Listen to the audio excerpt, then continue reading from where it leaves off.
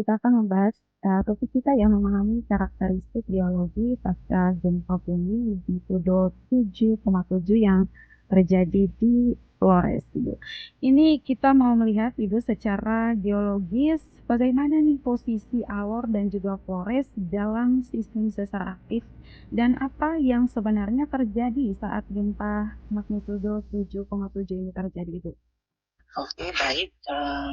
Jadi memang kalau kita lihat terbentuknya gempa dengan magnitudo 7,7 ini memang diakibatkan oleh sesar aktif di belakang busur Kepulauan Flores. Jadi memang kalau Jawa maupun Sumatera itu kan kita tahu bahwa pertemuan lempeng menghasilkan subduksi ya.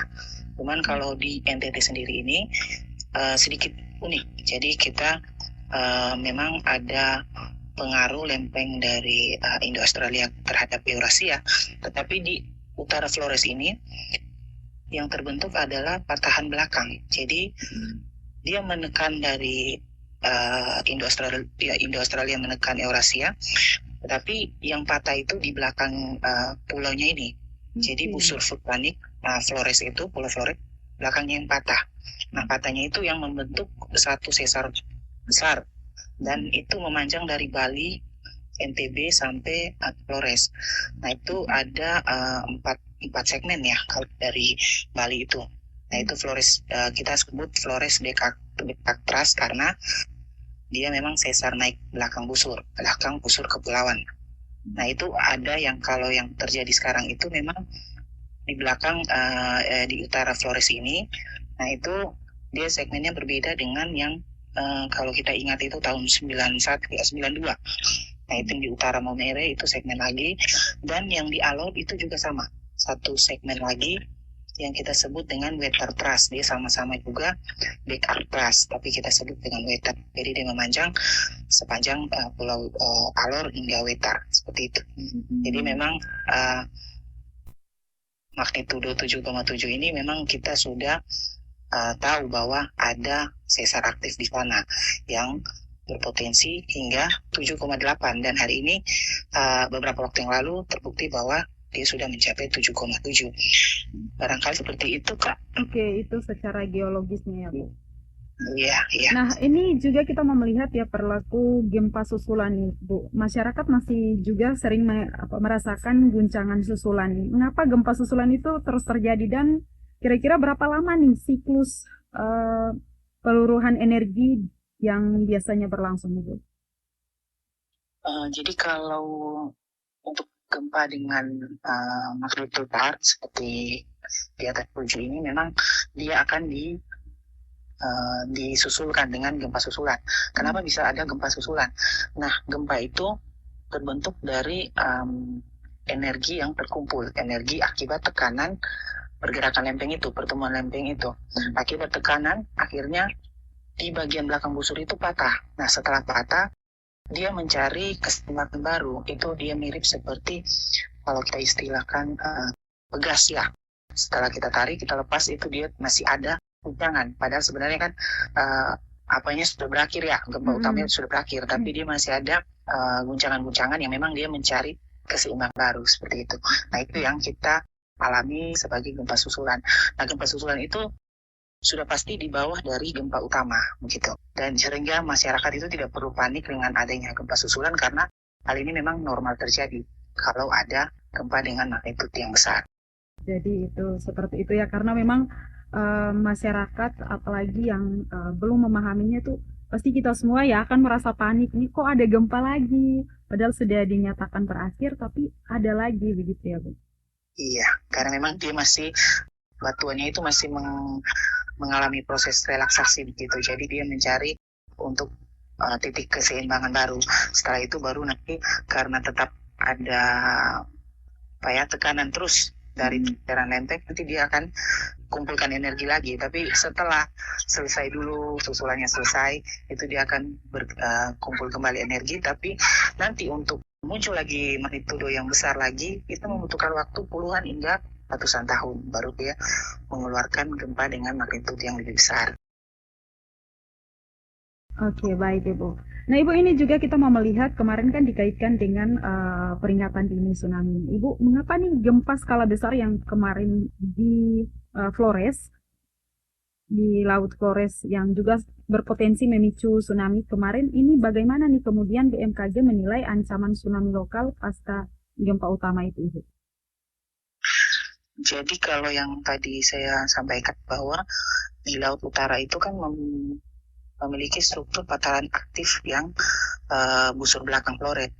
Nah, patahannya ini dia patahan IP-nya itu yang sesar naik, bukan sesar geser. Jadi dari sesar naik ini maka dia otomatis akan mengetak dasar laut secara vertikal ke atas, sehingga volume air laut yang di atas ikut bergeser membentuk gelombang tsunami. Jadi pertemuan lempeng itu menunjam ke bawah. Setelah dia sampai ke kedalaman tertentu, yang tertentu itu di bumi yang sudah cair dan panas, itu kan dia membentuk gunung api nih. Setelah di gunung api, di belakangnya dari busur vulkanik itu yang terbentuk gunung-gunung api di Flores itu, nah itu yang bagian itu yang patah karena yang dari bawah itu menekan dia untuk menimbulkan gunung api, tapi yang dari utara itu menekan lagi kembali ke selatan, jadi itu yang patahnya itu yang patah yang di busur belakang itu yang patahannya naik gitu, karena yang dari gunung api dia ke atas, dia naik ke atas uplift, nah yang dari selatan itu juga menekan, akhirnya dia patahnya itu vertikal seperti itu, yang di sesar yang Flores de Cactras ini. Nah, itu yang mengakibatkan adanya peringatan dini untuk tsunami. Iya, benar. Oke, Bu, ini kan kita berbicara di wilayah Flores nih, Bu. Sejauh ini apakah ada wilayah pesisir atau pemukiman padat di Kabupaten Alor juga yang teridentifikasi nih rawan mengalami penurunan tanah akibat gempa ini, Bu? Kalau hingga saat ini itu belum ada laporan resmi ya mengenai fenomena penurunan tanah secara instan di wilayah pemukiman padat Alor. Memang untuk gempa Flores ini itu yang guncangan yang kita rasakan itu hanya, kalau dari laporan itu hanya ada di Pulau Pantar, itu dengan skala 2-3 mm. Dan kalau di Kalabahi Kota, Alor Barat Laut, Kabula itu tidak ada laporan bahwa dirasakan gempa ini. Jadi memang fenomena itu saya rasa tidak ada sih yang untuk fenomena penurunan tanah akibat gempa dari Flores ini. Jadi memang karena tidak rasa belum cukup untuk merusak kekuatan fondasi tanah secara luas di Alor. Gempa kemarin ke Alor, akibatnya ke Alor atau dampaknya ke Alor belum ada, Ibu, untuk iya pastinya. Ini kita juga mau melihat ya pemantauan dan juga peta kerawanan di wilayah Kabupaten Alor itu sendiri, Bu. Nah, bagaimana nih kemudian Stasiun Geofisika Alor memantau pergerakan sesar dan juga aktivitas seismik secara real time nih pasca gempa besar ini, khususnya di wilayah Kabupaten Alor sendiri? Oke, kalau misalnya memantau itu memang kita di Stasiun Geofisika Alor itu selalu bekerja penuh 24 jam dalam 7 hari tanpa henti. Jadi kita terus memantau pergerakan sesar, memantau aktivitas seismik. Jadi jika ada perubahan itu langsung kita analisa dan membagikan informasi berupa informasi gempa bumi. Itu biasanya dalam di bawah 3 menit itu kita sudah memberitahukan ke masyarakat berapa magnitudonya, lokasinya, seperti itu. Nah, itu bagaimana kita bisa bekerja untuk memantau, itu kita memang didukung oleh jaringan sensor seismometer, baik itu yang seismograf maupun akseleograf. Itu sudah dipasang di beberapa titik di Kepulauan Alor. Jadi memang kalau setiap ada gerakan sekecil apapun, bahkan di bawah magnitudo 3 yang tidak dirasakan manusia, itu kita langsung terekam otomatis secara real time dan kita menganalisanya dengan sistem INATWS pusat, seperti itu. Ibu, ini kemarin juga ada ya, informasi dari BMKG kalau ada gempa yang tidak besar tetapi juga terjadi di wilayah Kabupaten Alor, dan ini juga menimbulkan banyak pertanyaan dari masyarakat, apakah ini dampaknya dari gempa di Flores atau bagaimana? Mungkin Ibu bisa menjelaskan sedikit? Jadi memang kalau di Alor itu kemarin gempa 3,0 ya kalau tidak salah, Iya, 3,0 yang terasa ya. Jadi memang kalau kita lihat itu Alor ini kan punya segmen sendiri. Jadi dia kita sebut wetar trust. Kalau kita berbicara pengaruh, sebenarnya kalau kita lihat itu satu-satu bidang itu mempunyai kapasitas energi sendiri. Maksudnya kapasitas dari batuan mengalami batas elastisitasnya sendiri begitu. Jadi memang berbeda-beda. Bisa saja dia mempengaruhi alur, tapi tergantung dari batuan di alur ini. Apakah dia sudah kritis, dalam kondisi kritis, maksudnya energi yang terkumpulkannya itu sudah mampu untuk membuat dia terpecah. Seperti itu. Nah kalau misalnya kalau dia terpecah, nah kita kan alur itu harusnya lebih besar ya, tapi kalau masih 3 magnitudo 3 itu saya rasa itu tanpa Flores pun kita sering mengalaminya itu begitu. Oke. Nah, ini kita juga melihat pembaruan peta karena memang wilayah Kabupaten Alor juga terdalam salah satu yang juga rawan ya terhadap gempa bumi. Apakah dari data gempa bumi magnitudo 7,7 ini sudah atau dapat mengubah peta sonar rawan gempa di Kabupaten Alor atau tidak? Kalau mengubah sebenarnya kan kita sudah ada peta kerawanan gempa. Dan sebenarnya untuk Flores sendiri itu ini bukan sesuatu yang baru atau sesar baru yang muncul. Sebenarnya memang sudah dalam ratusan tahun itu sudah terbentuk sesar itu. Dan kita sudah mengetahui potensi bahayanya di situ. Sehingga hal ini bukan hal baru.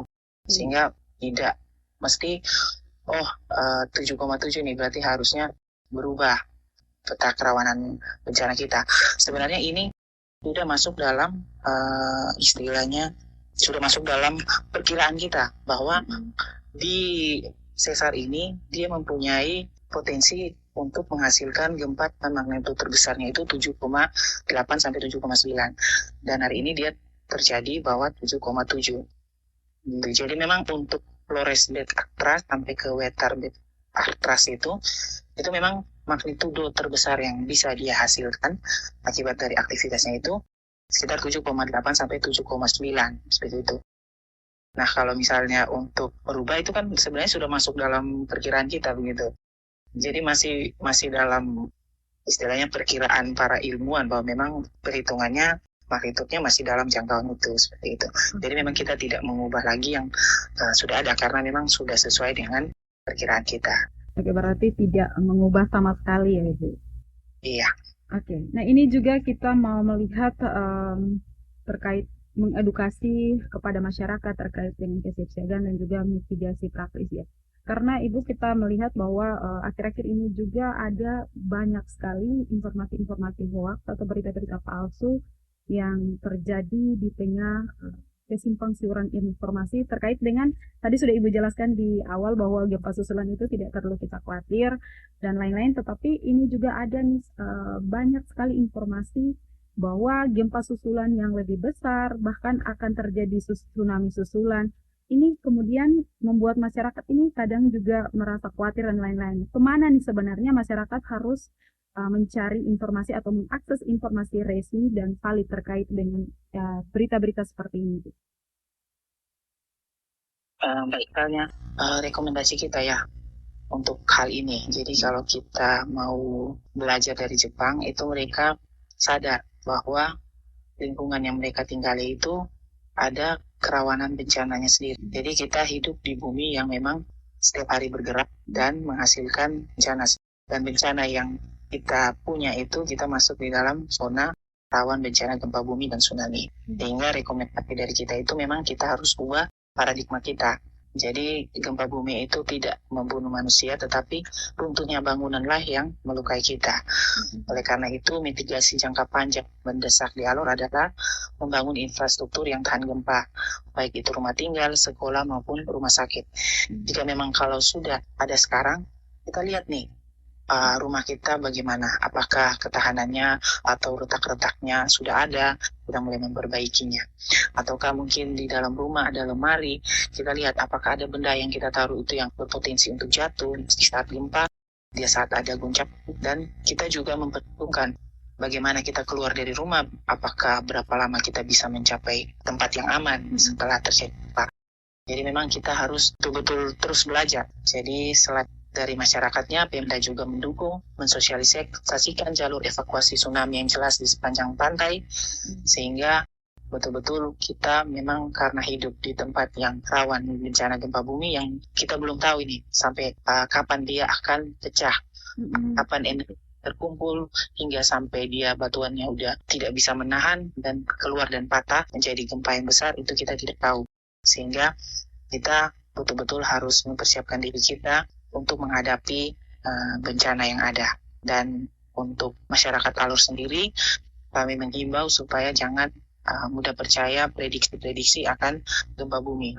Karena memang secara ilmu pengetahuan itu hingga saat ini memang tidak ada teknologi di dunia. Entah itu yang katakanlah Jepang yang sudah sangat maju, itu pun tidak bisa memprediksi tepat kapan harinya, kapan jamnya, kapan menitnya bisa terjadi gempa bumi. Jadi warga bisa hanya memastikan bahwa informasi gempa bumi itu berasal dari BMKG, baik itu dari info BMKG, aplikasi info BMKG di HP masing-masing maupun website resmi daripada BMKG. Kemudian juga kalau di Alor sendiri itu kita ada juga Instagram sendiri, Instagram Stadion Alor, itu kita sering membagikan informasi gempa bumi. Jadi memang kalau kita hidup di pertemuan lempeng itu sering sekali terjadi gempa bumi. Sehingga kita harus mempersiapkan diri lebih baik lagi dalam menghadapi gempa bumi yang akan terjadi. Oke, dan untuk masyarakat juga mungkin yang saat ini sedang mendengarkan kami melalui siaran di RRI Alor saat ini, informasi-informasi yang akurat itu bisa akses ya, seperti yang sudah Ibu sampaikan bahwa akses melalui kanal resmi dari BMKG itu sendiri. Oke, Ibu ini terkait dengan berita hoax ya. Dan terakhir nih Bu, mungkin bisa dijelaskan secara ilmiah kepada masyarakat sehingga masyarakat Alor juga tidak termakan oleh isu yang beredar. Sebagai salah satu contoh mungkin isu yang beredar dari sejarah gempa yang terjadi sudah tadi di awal juga Ibu sudah sampaikan di tahun 1991 di Alor yang terjadi magnitudo 6,2, kemudian disusul 1 tahun kemudian di tahun 1992 gempa Flores yang juga magnitudo 7,5 ini. Kemudian siklus ini secara ilmiah kemungkinan sebaliknya bisa terulang lagi atau bagaimana itu? Oke, terima kasih Bu Oni. Ya, ini memang pertanyaan yang bagus ya. Jadi memang secara ilmiah itu kan kejadian tahun 91 di Alor dan di Flores itu sebenarnya bukanlah siklus yang berulang ya. Karena kalau kita mau lihat itu sebenarnya dia seperti statistik yang kebetulan sama gitu. Kalau kita logikan itu misalnya Alor mempunyai satu gelas sendiri dengan ukuran tersendiri, kemudian Flores juga mempunyai gelas sendiri dengan ukuran sendiri. Energi yang terbentuk atau energi yang terkumpulkan itu dia bagaikan kita ngisi-ngisi air pelan-pelan. Nah kebetulan itu bahwa di Alor dan di Flores itu sudah mencapai puncaknya untuk air itu tumpah gitu ya. Ini saya hanya analogikan seperti itu. Nah, misalnya berikutnya lagi, belum tentu, karena tergantung dari kapasitas batuannya masing-masing. Kalau kita lihat itu kan, kita pernah nih, tahun 2004 ya, kalau tidak salah, di Alor juga jadi gempa. Apakah di Flores dalam tahun terdekat ada? Saya tadi lihat sejarah, tidak ada. Dan pernah juga di Alor, di Flores itu sekitar tahun, kalau kita lihat itu sekitar tahun 2025 apa ya?